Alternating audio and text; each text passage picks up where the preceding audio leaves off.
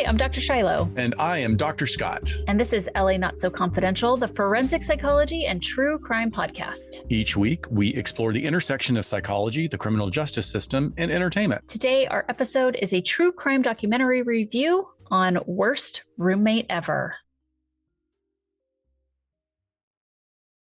In our last episode, we covered the psychiatric diagnosis of body dysmorphic disorder, or BDD, an experience in which you can't stop thinking or fixating on one or more perceived defects or flaws in your appearance, a flaw that is minor or can't be seen by others. We covered associated behaviors, treatments, and explored the research into its roots stemming from trauma. We also covered a case in which a woman crippled by BDD turned to violent means to seek revenge for those that she thought were responsible for her perceived physical abnormalities.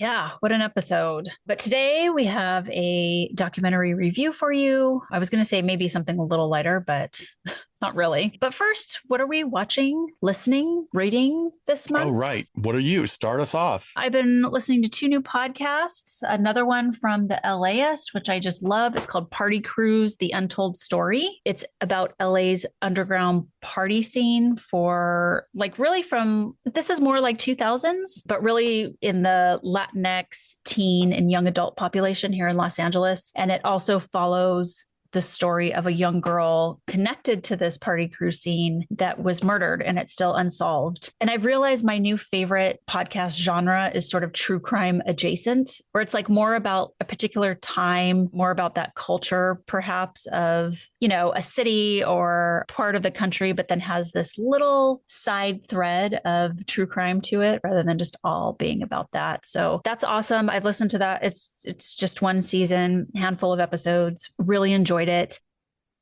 Wait, but what's that called? Party Cruise, The Untold Story. Oh, that one. Okay. I was confused.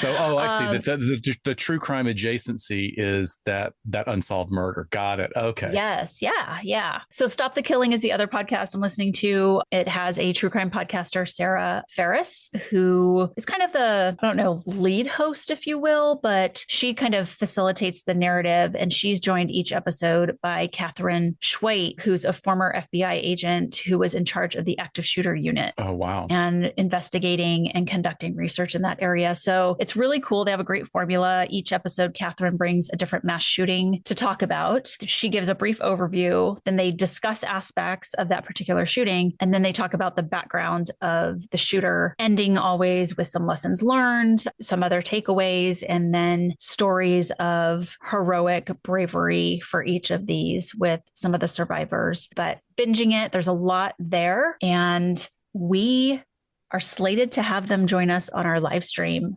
for May, because they're also going to be at CrimeCon UK, and it would be a nice little lead up for us to have them on as guests to talk about the show. I think our audience would love it. Oh, that sounds great. Yeah, let's make that happen. As far as what I'm watching or listening to, Dan and I finally got some actual time to take a mini break and went down to Palm Springs for a couple of days for Easter. And we lined up 4 hours of uninterrupted listening pleasure. We listened to the Stephanie Miller Show, which is a political newscast and hilarious, and Frangela, which I've talked about before. The Frangela duo is hilarious. They were great. We will listen just back-to-back episodes, just laughing so hard you think you're gonna cause a wreck or something. And then as far as what I'm watching, I'm enjoying the second season of Schmigadoon, which is called Schmicago. I can't believe you haven't heard of it. What is a takeoff. It's a takeoff on Broadway musicals. Yeah, so it stars Cecily Strong from Saturday Night Live and Keegan-Michael Key from Key and Peele,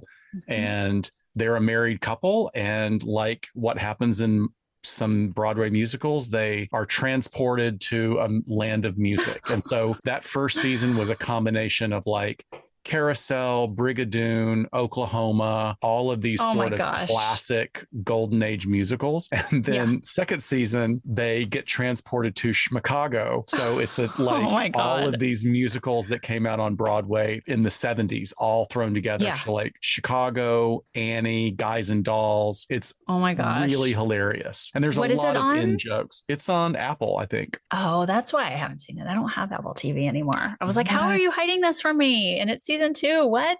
Oh, I'll see if I can get you some bootlegs. Oh, fun. I didn't say that, Feds. I did not say that. No. Feds, I would never do that. FBI warning. FBI warning.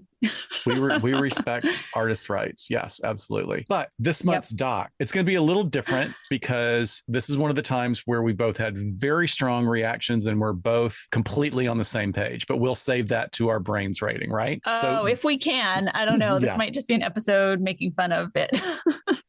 Well, there you go. So let me try and set it up, and then we'll throw all sheets to the wind. So this month we are reviewing and sharing with you the Netflix limited episode docuseries entitled Worst Roommate Ever. And this series is comprised of 4 vignettes or stories about roommates with clearly dangerous and criminal motives. The last vignette or criminal case is divided into 2 episodes.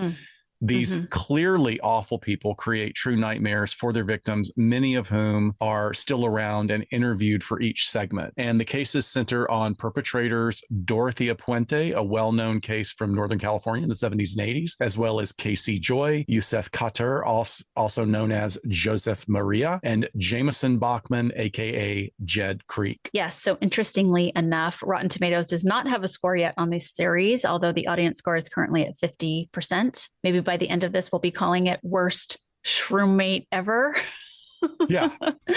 And usually we start with a plot synopsis at this point, but that horrible title, Worst Roommate Ever, just gives it all up. So I think we should just jump into these 4 stories. Yeah. So the first episode is called Call Me Grandma. And what I found really interesting about this is that of all the episodes that make up the series, Netflix starts out with the one that is the most egregious and prolific killer. And Dorothea, clearly from the outset, I mean, she's also a very famous case. Most people out here in California have heard of her before, specifically because it is a number of victims. She does meet the criteria to be a serial killer, which in women is very, very rare. But she literally hits all the points for being a female serial killer, particularly in her method, which is poisoning. Just as a quick reminder, Dorothea, actually, one of the few good things I can say about this whole series is, like, if you want to get a very clear picture on what the dark triad can look like in a woman, this is a really great representation. And as a reminder, because we've talked about dark triad in the past,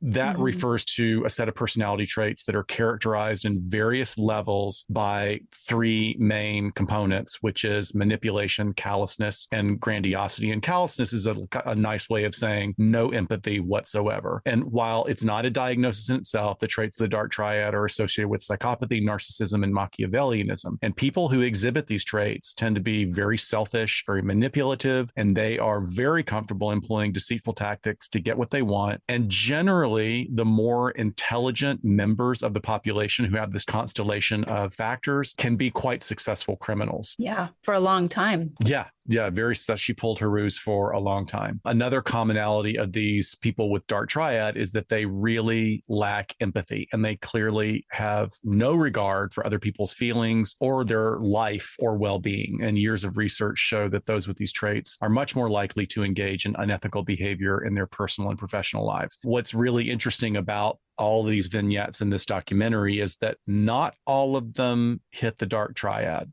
I agree. There are some other things going on here. As we always say, though, not all individuals who possess one or more of these traits at low levels will behave unethically or become criminals. The reason I want to take a moment here to emphasize this is because the first episode, there's a scene where they've been able to get 2 very key people. I thought that this was one of the few things I'll say that was well done. There's a detective who was on scene, and he's still around, and he's giving a great interview. And the social worker / case manager for one of Dorothea's victims. Yes. And you can tell that this woman to this day is just racked with guilt, absolutely racked with guilt about placing a victim in Dorothea's clutches. But the main thing I wanted to say here is that this detective who broke the case does extensive interviews with Dorothea, and he expresses the belief that in this one brief moment where she apologizes, that he says, in that moment, I really do believe that she felt remorse. And I would counter that she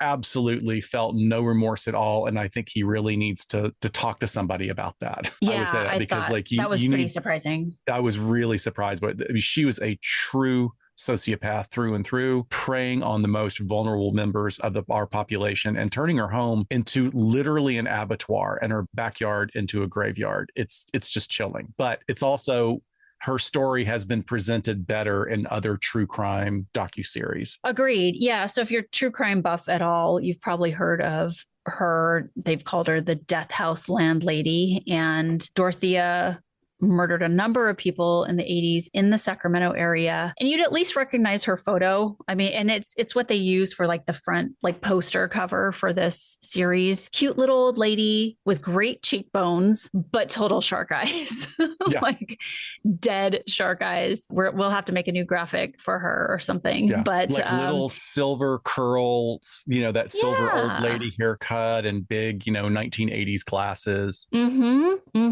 And, she was a pillar of the community in a lot of ways. Not that she had a lot of like power necessarily herself politically, but as this person who was known to be very charitable and would put money behind some city officials and be recognized for her generosity, and known as this elderly caregiver who would open up her home to a variety of folks with disability issues or who had no one else to care for them. For the neighborhood, she would have like free burrito day, which just spoke to me. I mean, that meme of like Pennywise the clown in the gutter where it's like free student loans and you're calling in.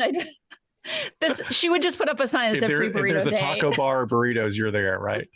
I'd be buried in her backyard in a hot second. But yeah, she was quite recognized for that. And again, like her generosity. And you mentioned the social worker that's interviewed, because she starts to hear about this nice old lady that will kind of take whomever. And I mean, can we just talk about like the social workers in the 80s who were literally doing the Lord's work with all the mental institutions that get shut down, out there, working with the homeless population, getting them resources, following up with them the way this woman would say that, she would want to call to follow up and check on her people, just really people with huge, huge hearts. And this woman ends up placing Bert Montoya in Dorothea's house, and eventually Bert goes missing. So they can't get a hold of him, and they end up filing a missing persons report.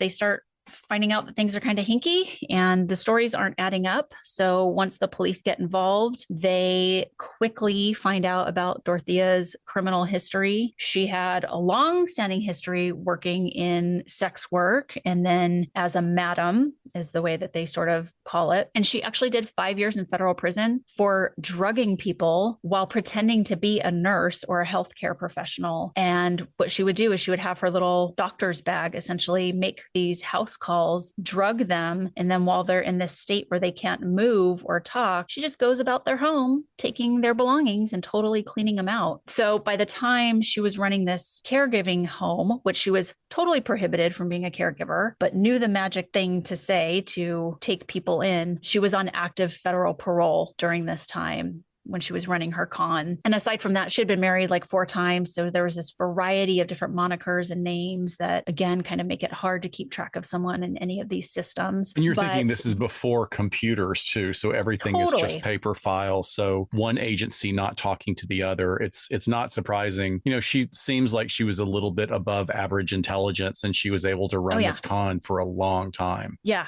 exactly. She's run different cons. I mean, she talk about variety of criminal behavior. I feel like with each one of these stories, there's like one psychopathy trait in like bright lights that sort of stick out for me with each of them. And for her, it's the versatility. I think it's versatility of criminal behavior is the item on the psychopathy checklist, because she's just kind of gone from thing to thing, and it ended up with her poisoning her residents and killing them lots of times as their pay for their money, that they would just be people that nobody cared about and would disappear, and she would keep collecting their disability checks. So she does give the homicide, the detective that you were talking about, he works missing persons, but he's also works homicide. And he asks her like, hey, can we like start digging up your backyard? Just gets her consent. And she says yes, as part of trying to keep her con going. And on day 1, they find skeletal remains and eventually dig up 7 bodies, then you hear the stories of the other families. That was like so uncomfortably gross. I started laughing. So they're interviewing that detective when they get the permission to dig. So they go in the back and they start digging. And he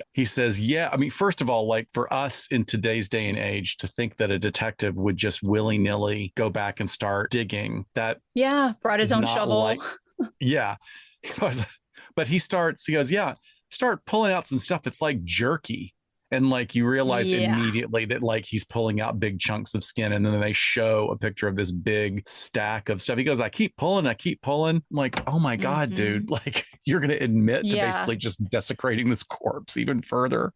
This is so sad. Well, it is. But you know what? I mean, I don't know if a lot of people would say like, hey, can I get consent to dig up your backyard? He probably totally expected her to say no, and that he'd have to come back, get more evidence, come back with some sort of search warrant and then a forensics team. But I mean, kind of went with his gut and no gloves. Apparently it didn't look like he was using any protective gear. It was gross. But yeah, I mean, the rest of this episode kind of goes into the family members who had loved ones cross paths with Dorothea. And, you know, these weren't all just like totally like people who didn't have any family whatsoever. I mean, she was really brave. She was poisoning a woman whose family that would come and visit her almost every day. And then a man that she's like romantically linked with. And she was running a completely different con on that woman, the restaurant con. Yeah. They went into business together. So, you know, she had definitely a plan and a way in which she executed getting to these people's money and then eventually snuffing them out. So she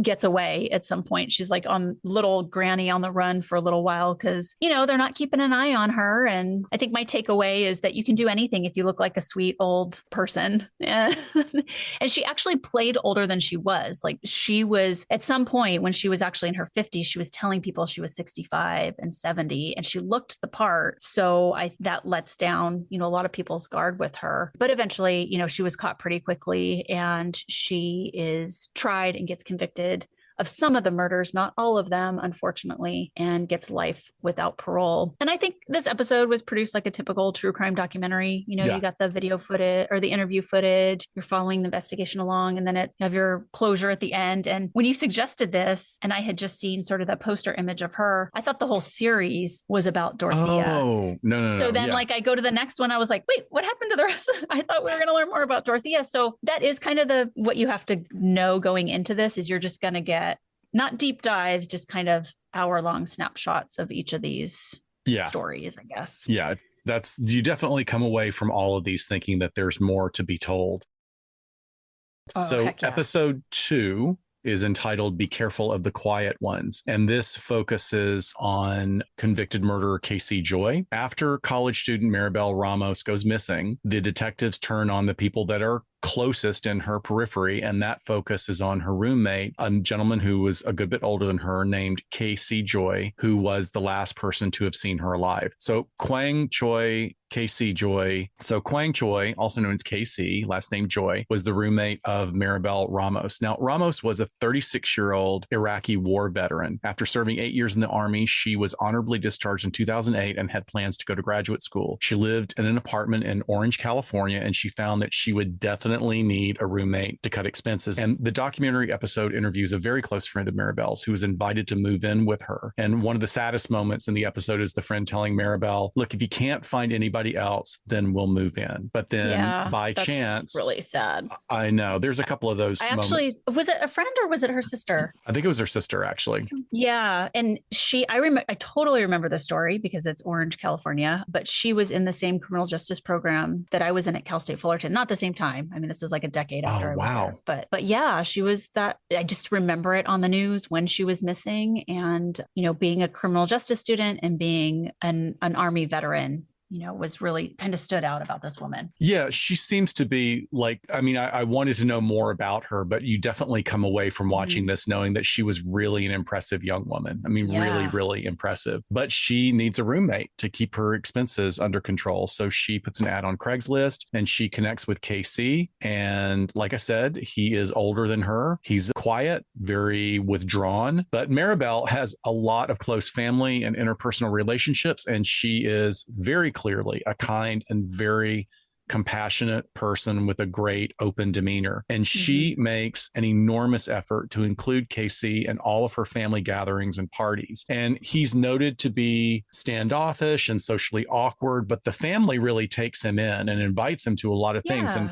this is one of those documentaries where they're able to show all these different pictures of him being at these events. But at one point, Casey calls Maribel's sister to confess to her that he's in love with Maribel. And Maribel's sister says, she's trying to be really realistic with Casey about the very, very clear differences in their lives, their lifestyles, their ages, and really pointing out how incompatible that they really are. And instead of taking this information in and then moving on with his life, Casey then goes back to the apartment and confesses his love to Maribel. And she does her best to let him down easily. But Casey, however, goes on a mission based on the information that he got from Maribel's sister to make himself more attractive to Maribel. And he goes so far as to have facial plastic surgery to look younger, as well as getting this really big tiger tattoo on his right arm and shoulder. I mean, he went like for someone with no tattoos, he went really big out the gate with sort of, it looked like a standard one that you would see like on the wall, like you point your finger at something and say, I want that one. The tiger tattoo you want, you'll get a better one. No, mine would be much better if I was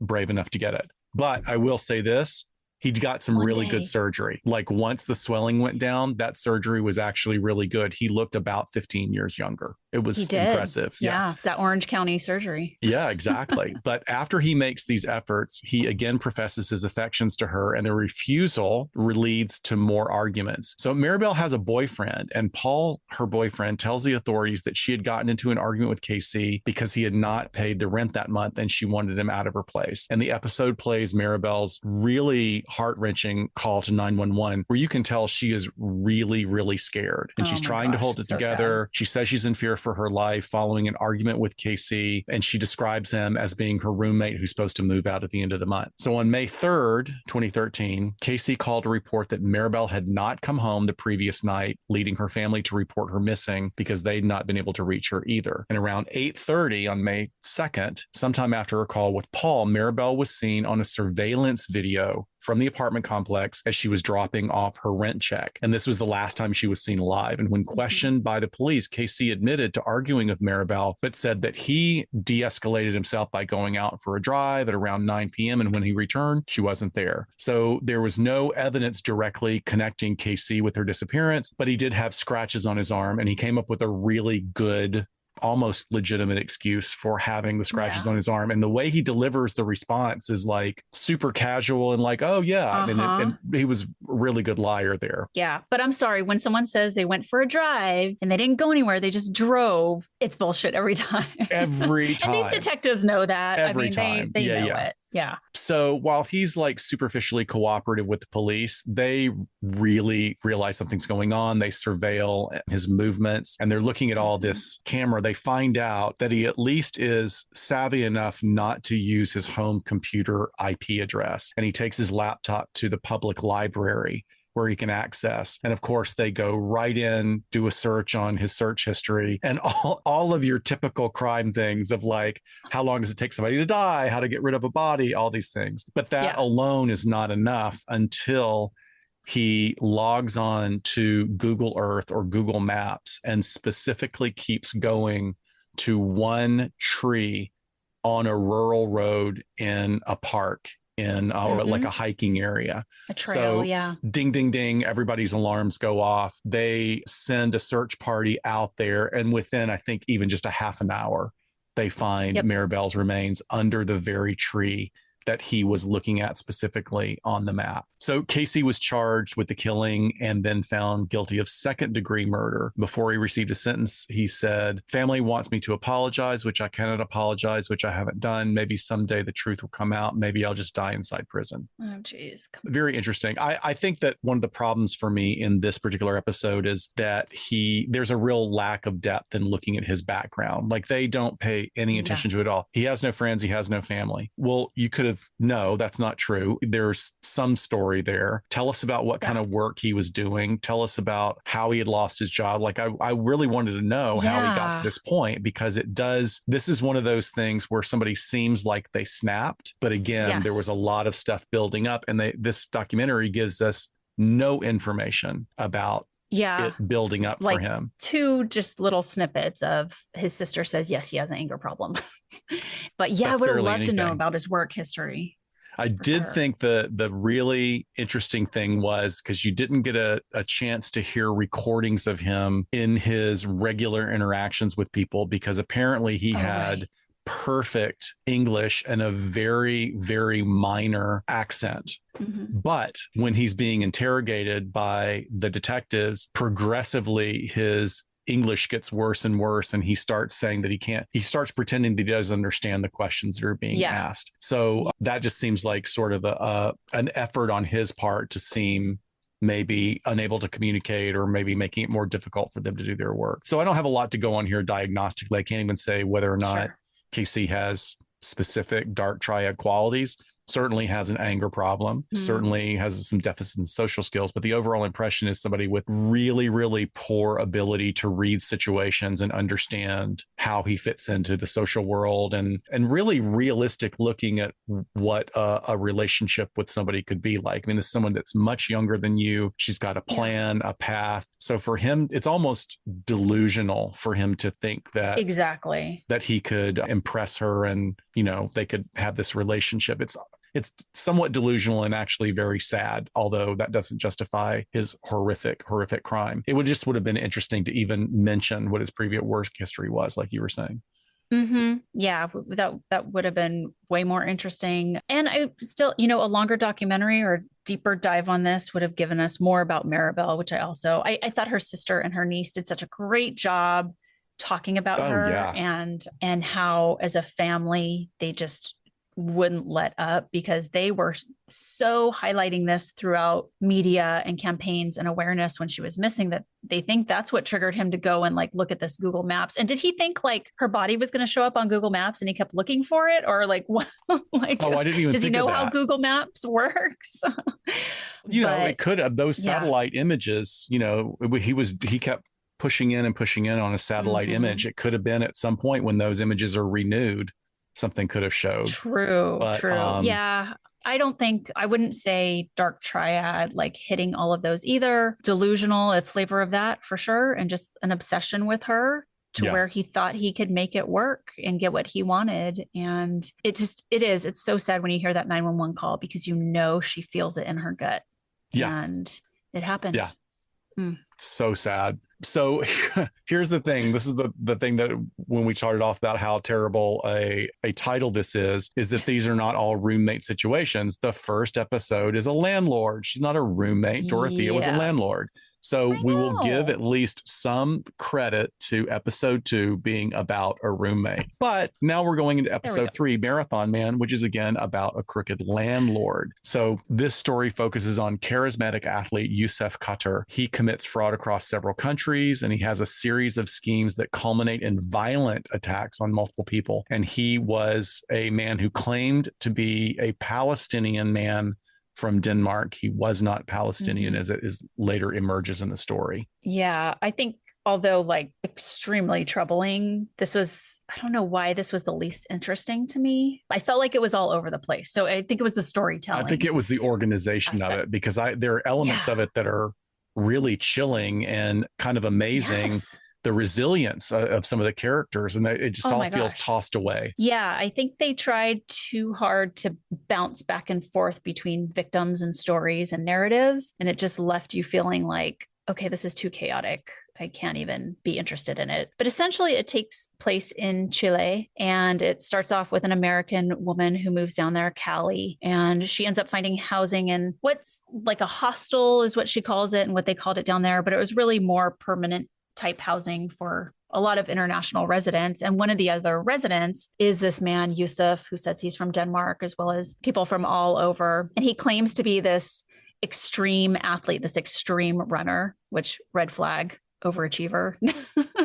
But he's like extreme about everything. And she sees pretty much through the bullshit, where he's this storyteller about heroic deeds. And she talks about not necessarily like calling him out on it, but letting it be known that she's not falling for all of this. Yeah, she's not buying his bullshit at all. Yeah. And when she kind of lets that known to him, it's like she sees this dark flash change over him, where that charismatic light kind of goes out for a moment, and she gets this little piece of the darker side of him. So essentially, he had devised this plan to rip off all of his housemates in saying that he had purchased some property and that he was going to rent it out to them because, their living situation isn't that great. He also had claimed that he had been sponsored by the Federation of Palestine, that is basically funding athletes around the world. And because he's this extreme runner, he was going to do this big, like crazy 2,600-mile race. And so the 33-year-old had been sponsored by Carlos Medina and Carlos Kraus,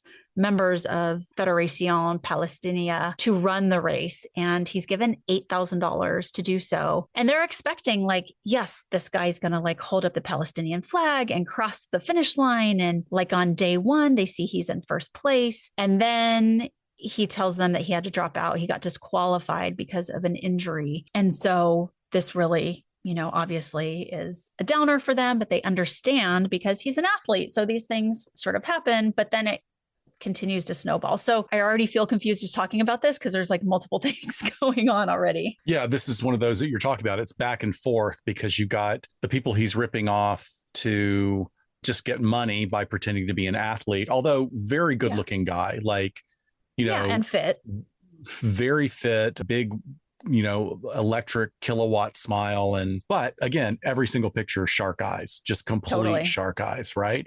So after the weather cools and the hostel residents realize, like, wow, there's no heat in here and there's no hot water, he comes up with that con for them that he's going to rent to them these condos that he was able to have purchased. And even Callie is like, wait, how that you were living in a hostel? How were you able to buy these? You're not things? even a resident here. What's going on? Okay, let's figure it out. So, but he gets them to give him $1,000 security deposits. So they go out to dinner with him and one goes home. And so he tells Callie that, hey, there's a burned out building around this neighborhood where there's a golden toilet seat. Let's go look for it. And she's like, oh, okay, let's go. Which I love her because she's just such a strong character. But I'm like, are you kidding me? Like, it's the middle of the night, you've been drinking and this guy's skeevy and you're going to go look for a golden toilet seat, whatever. But he lures her into a burned out tire shop in Santiago and then hits her over the head with a non-golden toilet seat and knocks her out, really, really splits open the back of her head, thinking he's killed her. Then he covers her in like all of the shit that's on the floor of the tire shop. It's like motor oil and dirt, all these horrible, horrible caustic substances. And like wraps her in a tarp. And wraps her up in a tarp. Oh. Thankfully, he didn't realize that she survived and she woke up a few hours later, with all this crap in her eyes, and she's able to wriggle her way out and basically covered in soot and blood, make her way back to the hostel, which is just kind of amazing. I mean, this was one of the most jarring and interesting parts of the story. And she is not someone you'd mess with because I think that she comes across as very, very resilient. So another character in this story who's been ripped off by him goes into a deep dive and finds out that he has a criminal past. He's been arrested in Denmark in 2009 for all sorts of different frauds, but he's never shown up for any of his court dates. And in January 2011, he was wanted there for arson, embezzlement, forgery, and fraud. So he had briefly served in the Danish Marines, but he was dishonorably discharged at the age of 28 due to fraud. Yes. So after years of evading the law, Kater is finally apprehended in Chile on August 9th. Chilean police set up a sting operation. And really, I mean, none of this wouldn't happen if Callie hadn't hooked up with this female attorney from Chile who was like newly licensed and actually saw this like on Facebook or something where they were talking about this guy. And she's like, oh, I need more experience prosecuting cases. Maybe I can find this victim and help her, which was just like amazing because when Callie first reported that he had tried to kill her and bury her, the police did nothing. So they didn't do anything. Yeah. I mean, here she is. She's there getting interviewed. Her eyes are like bleeding because of all the crap that's in them. She's got a gash on the back of her head. And the Chilean police or the Santiagan police are like, no, not enough. We're not going to pursue this. So it ends up like again, the Chilean police set up this sting operation using a woman to send him a wire transfer. And because he's like on the run and they're finally getting these charges filed against him, they can't really find him. So this is how they find him, is lure him in with money, basically. So he initially denies responsibility for the attack on Callie and later ends up confessing to hitting her over the head, but claims he did not intend to kill her. So he's found guilty of attempted murder. That makes it all okay. And fraud, and it results in a sentence of 541 days in prison. However, he had already served more than half of his sentence while awaiting trial and would be released a year from then. And then he was extradited to Denmark to face 5 additional charges. So after being acquitted of 3 of those 5 charges in Denmark, he's released from prison after only 3 months. However, his criminal activities did not end there. Surprise, surprise. And in 2014, he was wanted by police in Costa Rica for allegedly seducing a Canadian traveler, stealing her life savings of about $19,000. And attempting to smother her with a pillow when she found out his true identity. So there's story after story of people catching on to him, and then he just tries to kill them, although he's not very good at his attempts to kill people. Yeah, I mean, this is going to sound so objectifying, but the guy, he doors open for good looking people. And if he had been smart, he could have gotten away with these things, but he keeps tripping himself up, and for weirdly small amounts of money. He's not, here I am going, dude, you should have thought big. I mean, I don't mean that by any means, because he's a terrible person and he, attempted to kill people. It also seems like he probably is just more street smart. And one of the most tragic things, which is very reminiscent of the Tinder swindler, is that they make contact with his family members, and his sister is just like, we don't have any contact with him anymore. He's a terrible person. He's stolen from all of us. Very reminiscent of when they confront the Tinder swindler's elderly mother. It's very, very sad. So he continues to this day to use false identities. He's used the name Joseph Carter, and a couple of times he convinced a Texan resident to place a $3,500 order for sportswear and then offered to supply a batch of discounted mobile phones. Just all these kind of low-end grifts. And of course, he never follows through with them. So it's always just seeming like one smallish chunk of cash lives on that until he's about out, and then he has to find another scam to run. But despite his criminal history, he continued to engage in his criminal activities, but he must have gone deep into hiding with no recent reports on his whereabouts. So the Tinder swindler, he's still out there, but he's not showing his face like the Tinder swindler is. I wouldn't be surprised if he crossed the wrong person and he's in a ditch somewhere. That could have happened. Yeah. He could have pissed off the wrong people. Yeah. Gosh. Well, and then that leads us to our last story, which are episodes 4 and 5, because they put this into 2 parts. It's called Roommate Wanted. And for me, I thought this was the most chilling, scary tale here. Yeah. I don't know. All these stories are really horrific, but I don't know if it's just sort of production wise. But this is a story of a serial squatter who takes advantage of unsuspecting people in a number of ways to find places to live and then really take them away, make his own with very little effort, which is terrifying. I mean, the whole serial squatter thing is just, these stories are just weird. To me, this is another example of something that could have been its own series and been fascinating. Because the serial squatter phenomenon is really bad in this country, because I'm not going to say that there aren't terrible landlords. There are some awful landlords out there. I'll be the first to admit it. I'm going through something right now that is just griping my ass so bad with my previous landlord. But the serial squatter thing across this country is bad. When people establish residency, you cannot get rid of them. And there are grifters out there that absolutely know every single in and out of the law about this issue. And this was one of them. Yes. He was so good at sizing up the perfect victim. Very dark triad vibes. I mean, again, when I think of the trait that jumps out to me from the psychopathy checklist, he's the epitome of that psychopathic parasite. I mean, there's no better term for him than parasite. So this starts off with a woman who's being encouraged to get her own place by her mom. It's time to move out and get out on your own. And she secures a place, but then really needs a roommate to make it work. And yet again, puts an ad on Craigslist, which again, total takeaway from this series. Okay, I understand it's an option, but ladies, don't get men to move into your apartments that you find on Craigslist. I completely agree with you, and I'm uncomfortable that I'm agreeing because I don't want to think that way about male female dynamics. But I think most importantly, you just don't go into a roommate situation unless you can vet them, unless you've got some kind of background check. You just don't do it. I mean, that was my experience, which I've spoken about on previous episodes. And I was ripped off really badly by somebody who was a complete con man. Yeah. Yeah. So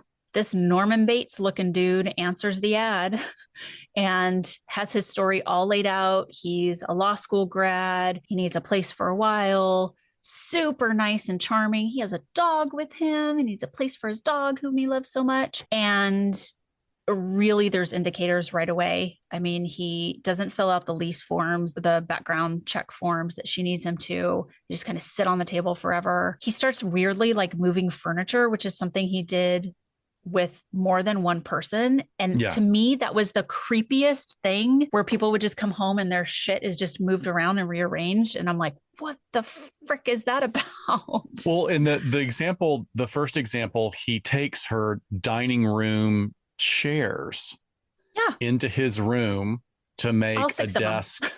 To make a desk and chair set for him. And then his excuses, well, you're not using, you only need two. I mean, it's just this weird. See, it's interesting. Like I get all the stuff with the dark triad. I think the predominant drive here was narcissism. Like I think he's from, we find out later, he's from a successful family where, there's a lot of success in his siblings, and he's the one that could just never follow through. He could never be successful. He was his own worst enemy. But certainly, I mean, a narcissism alone is not going to turn somebody into a murderer, which is what happens with this guy. So basically, you start getting to hear from others in his life from various eras of his, development, chapters of his life, and you realize that he's done this too. But then they go even further back, though, to one of his childhood friends who knew him as like a really great person, and then noted that there was like a big shift in high school. Like he really just made a complete personality change. They talked to a couple of people he was romantically linked to. Those were tragic stories, completely bilked and used that woman as well. But essentially, he knows the laws around landlord-tenant relationships better than any of the roommates. And probably they indicate here better than most attorneys. Like he really, really knows what's going on and how he can get away with everything. There's an example of Sonia in the Rockaway Beach apartment in Queens.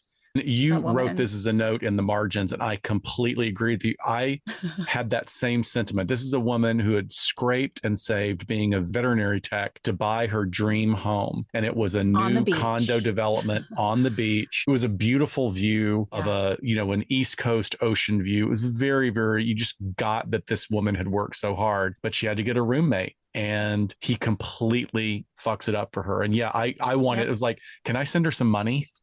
Like, I know, I want to buy that apartment back for her.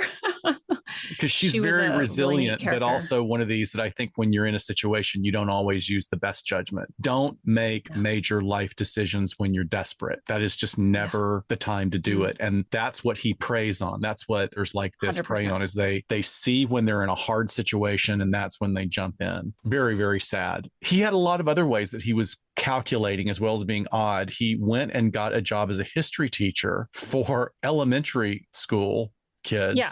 And he was crazy harsh and demanding for elementary school kids. And he really thought that he was going to be the dean of the school. Like he just had this grandiose sense of self and what he was capable of doing. Now, he had finished law school. He really was an accomplished academic in that way. But he gets into, okay, you do get a really great story from the introductory roommate. She says, okay, I'm going to turn the tables on him. I'm going to throw a party that never ends. And she has everybody come over to her house, and they're smoking and drinking and, trying to drive him out, which doesn't work, unfortunately. But then he also knows how to screw with landlords, like how to ruin the property. It has these very Pacific Heights vibes to it, where Michael Keaton played the terrible, terrible tenant that is, pushes people to the edge so that they lash out at him physically, then he can put a restraining order on them. Well, this actually happens. I mean, it's interesting that for all of his lack of interpersonal skills and failures in life, he really knows how to create a strategy and make it work. And He does it several times. Just really, really strange guy. Yeah. I mean, the way that he would like, I understand sort of the messing with your roommate and trying to establish residency and then take it out from underneath them. Like that's a direct like goal and motive for this twisted person. But then he would just like fuck with the landlords and leave the water running all the time. So the bill would go up for the landlord, throwing cat litter out the window onto, the yard, walking around with a log and just dropping it. So the tenants below him, like complete terrorist. Like that's just the word that kept coming to my head was complete terrorist. Yeah. And as one of the landlords said, he was a brilliant psycho. Yeah. Going back to looking like Norman Bates.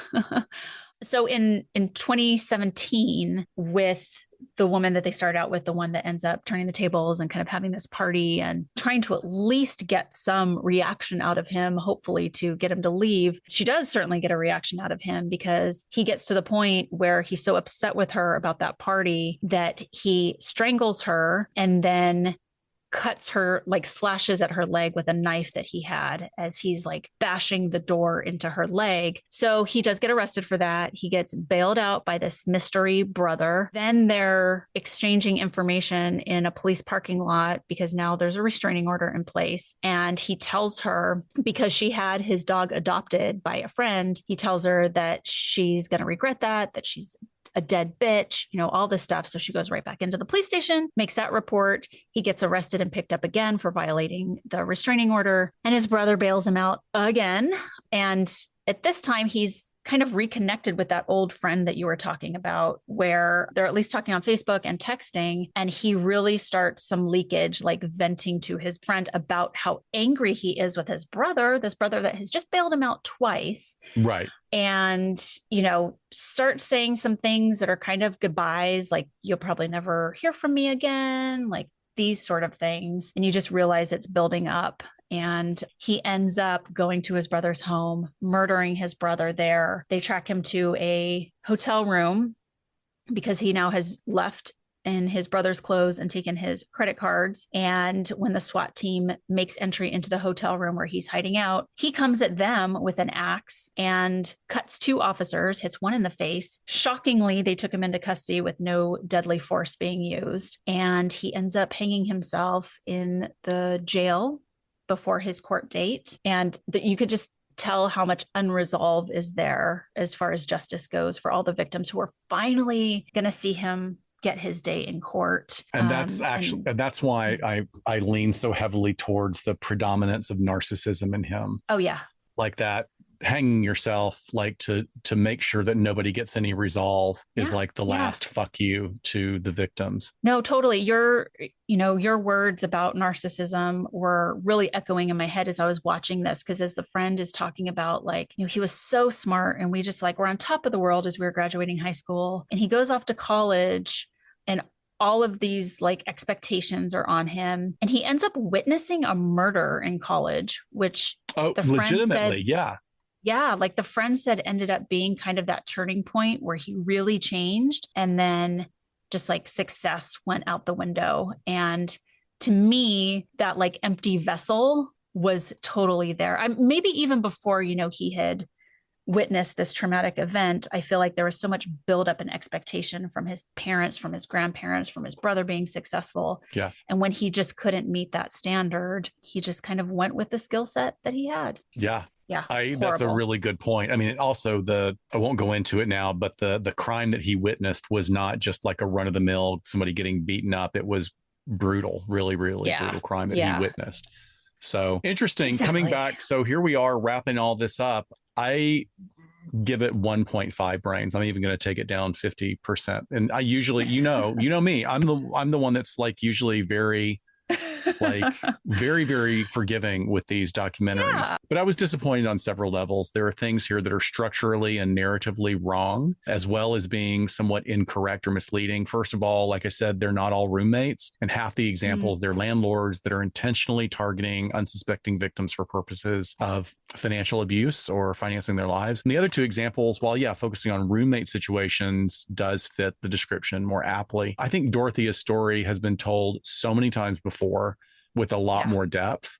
Second, I think that there are plenty of really awful, literally life-changing and terrible roommate stories where you don't have to resort to it being a murder, right? Right. I That's mean, true. there's Just as terrifying.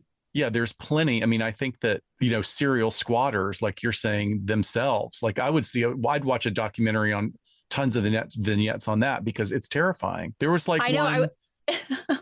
I was thinking, oh my God, we could have done an episode on this. Well, maybe we should. What we could do is the case out of New York. There was a serial squatter out of New York. That's what we'll do. We'll put it on our list, folks. And if you have other examples and listening, let us know. Also, the animations, they use a lot of animations to fill in. And while I admire it, the effort, it looks pretty cheap and they're unintentionally funny. I mean, Archer, it's almost like the Archer cartoon. Yeah. And in the story of Casey, there's barely any story at all. So trying to lengthen that piece into a standalone episode just doesn't feel fair to Maribel. That was such an amazing young woman. They basically say, he had no friends, no family. And it's like, no, you could have fleshed him out more. I'm sure there was more. And while the series does get to interviews with survivors and journalists, it feels odd that there's really no framework for addressing what could have been done. And there's, here's a huge point of my bias is why didn't you get like mental health professionals or profilers in there to give commentary on this stuff? I'm not shilling for a job for me and Dr. Shiloh. I'm just saying there's a lot of people out there that could have offered like some really interesting perspective on these. So what about you? Would you rate it? Well, I mean, those are very well put together thoughts. Yeah, it feels all over the place. Some of those could have been extended out. Some there wasn't enough. Then like, why did they pick that last one to make 2 parts? Yeah. I don't know. Very hasty. I'm going to give it half a brain. I don't know if I want the left side or the right side. Just cut it right down the corpus callosum and pick a side. But half a brain for me. I'm going to dub it the worst docuseries ever. Okay, good. But so we watched it for you folks. You don't have to go and watch it. You got a nice you don't have to watch here. It. And maybe, we can flush this out into a episode on serial squatters, because I don't know. It's just that was the scariest story and how just like smart these folks are about it. And I think someone said he knew more than the court did, more than the judge did about this. So those are terrifying. And there you go. Another docuseries you don't have to watch. Oh, we covered it for you. We got it for you. Okie doke. All right, folks. Gosh, I think that's it, everyone. This is great. Thank you so much for hanging with us. So you could tell we got a little bit worked up on how bad this was and how it could have been better. And we didn't feel like the victims really got enough fleshing out or motivations. And we love to explore the motivations. But again, visit us on all of our social media to see all of the wonderful things that are coming up for us in the next month. I'm very excited about all of these. We hope to see everybody at Heritage Square Museum. If you're local, please considering coming out and joining us for a wonderful evening. That's also going to include a ghost tour. We always have to remember that at Heritage Square. And we'll be covering Macabre Mansions. It's a great, great setting and story for LA Not So Confidential, LA Meekly, and Holly Weird Paranormal. And folks, we're going to wrap it up and we will see you next time on LA Not So Confidential. Bye, folks. Bye. Take care. We sincerely thank you for spending some time with us today. LA Not So Confidential is part of the Crawl Space Media Network in partnership with Glassbox Media. Each episode is hosted, produced, and written by Dr. Scott and Dr. Shiloh. Our post-production editing and sweetening magic is handled by the multi-talented Jason Usry of Ear Cult Productions. The LA Not So Confidential theme entitled Cool Vibes Film Noir is composed and performed by the talented Kevin MacLeod. He graciously allows us to use his music via a Creative Commons Attribution license, and you can check out all of Kevin's amazing work on YouTube. All of the resources for each episode can be found on our website at la-not-so-confidential.com. You can find us on Instagram at LA Not So Podcast, on Twitter at LA Not So Pod, and on Facebook at LA Not So Confidential. Media inquiries and bookings are scheduled at alienistentertainment@gmail.com. Please join us each month on Saturdays at 4 p.m. Pacific Standard Time for a live streaming and very interactive broadcast on YouTube entitled Behind the Couch. Stay tuned to all of our social media for our live streaming scheduling announcements. Subscribe to LA Not So Confidential so you never miss a new episode. And lastly, we'd be honored if you joined our Patreon at patreon.com/LA Not So Podcast. With a subscription, you get an ad-free listening experience, and you'll be the first notified about upcoming live events, social gatherings, and super cool swag coming your way. Thanks for listening, and join in with us next time on LA Not So Confidential. Bye, folks.